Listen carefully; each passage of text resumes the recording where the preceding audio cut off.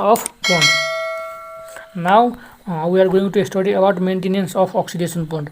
अब चाहिँ हामीले यसलाई चाहिँ मेन्टेनेन्स र कसरी गर्न सक्छौँ अक्सिडेसन पन्डलाई त्यो चाहिँ हेर्न गइरहेका छौँ. ओके, र यो हेरिसकेपछि हामीले चाहिँ एउटा मोस्ट इम्पोर्टेन्ट यसको टपिकमा चाहिँ हेर्छौँ.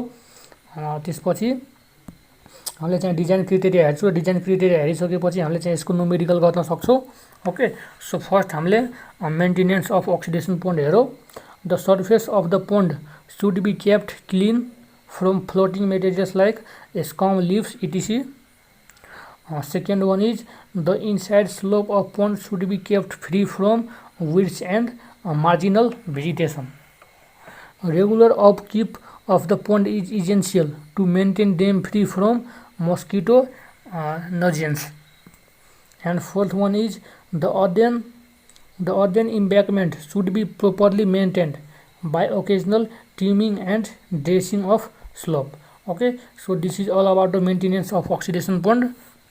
Okay, now we are going to study about the design and design criteria of the oxidation pond. How can